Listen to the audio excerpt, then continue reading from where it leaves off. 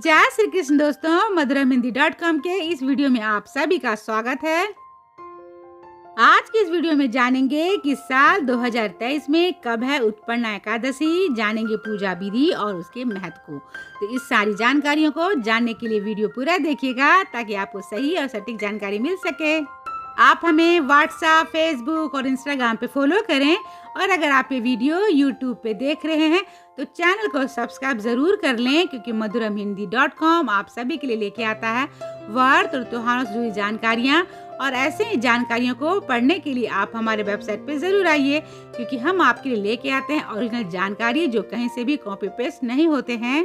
तो चलिए वीडियो को आगे बढ़ाते हुए जान लेते हैं कि साल 2023 में कब है उत्पन्ना एकादशी।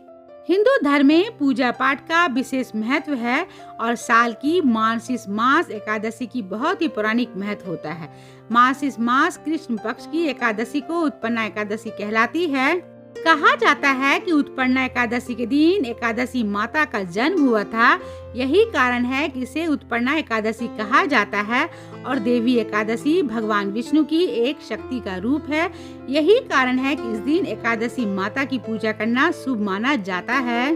धार्मिक मान्यता है कि इस दिन भगवान विष्णु उत्पन्न होकर राक्षस मूर का वध किया, इसलिए इस एकादशी को उत्पन्ना एकादशी के नाम से भी जाना जाता है। कहा जाता है कि उत्पन्ना एकादशी का व्रत रखने से मनुष्य के पूर्व जन्म और वर्तमान दोनों जन्मों के पाप नष्ट हो जाते हैं।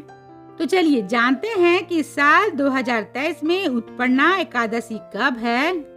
हिंदू पंचांग के अनुसार उत्पन्ना एकादशी मार्गशीर्ष मास के कृष्ण पक्ष की एकादशी को मनाई जाती है। मार्गशीर्ष मास की कृष्ण पक्ष की एकादशी तिथि की शुरुआत होगी 8 दिसंबर 2023 दिन शुक्रवार की सुबह 5:06 से लेकर दूसरे दिन 9 दिसंबर 2023 दिन शनिवार के सुबह 6:31 तक। हिंदू धर्म में उदय तिथि मान्य होती है, इसलिए उत्पन्ना एकादशी का व्रत 8 दिसंबर 2023 दिन शुक्रवार को रखा जाएगा। तो चलिए जानते हैं उत्पन्ना एकादशी की पूजा विधि को। उत्पन्ना एकादशी व्रत रखने वाले को एक दिन पहले यानी कि 10वीं तिथि की रात्रि में भोजन नहीं करना चाहिए।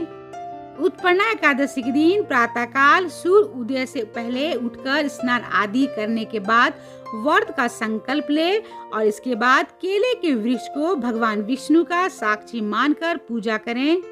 इसके बाद भगवान विष्णु की पूजा करते हुए उनको पीले फल, पीले पुष्प, तुलसी पत्ते और पंचामृत अर्पित करें और इस व्रत में भगवान विष्णु को केवल फलों का ही भोग लगाएं। अब इसके बाद घी का दीपक जलाएं और भगवान विष्णु का ध्यान करते हुए उनकी आरती करें। इस दिन विष्णु सहस्त्र नाम का पाठ करने का विशेष महत्व होता है। इस दिन भगवान का भजन कीर्तन करने के साथ ही दान किया जाता है और शाम के समय दीपदान करने के बाद फलाहार ग्रहण करें और फिर रात्रि में जागरण करें। उत्पन्ना एकादशी के अगले दिन यानी कि द्वादशी को व्रत का पारण करने से पहले किसी जरूरतमंद निर्धन व्यक्ति और ब्राह्मण को भोजन और दान दक्षिणा देने के बाद ही खुद भोजन ग्रहण करें और व्रत का पारण करें। अब हम जानते हैं उत्पन्ना एकादशी के महत्व को। मान्यता है कि उत्पन्ना एकादशी का व्रत करने से भगवान विष्णु की असीम कृपा मिलने के साथ ही सभी तीर्थों के दर्शन के बराबर फल मिलता है। इस व्रत को विधि विधान से करने से विष्णु धाम और मोक्ष की प्राप्ति होती है। कहा जाता है कि उत्पन्ना एकादशी का व्रत रखने से जातक को पूर्व जन्म और वर्तमान दोनों जन्मों के पाप से छुटकारा मिलता है और इस व्रत में किया गया दान का फल जन्मों जन्मों तक मिलने के साथ ही इस व्रत में जप, तप और दान करने से अश्वमेध यज्ञ के बराबर फल मिलने के अलावा लाख गुना वृद्धि के फल की प्राप्ति होती है।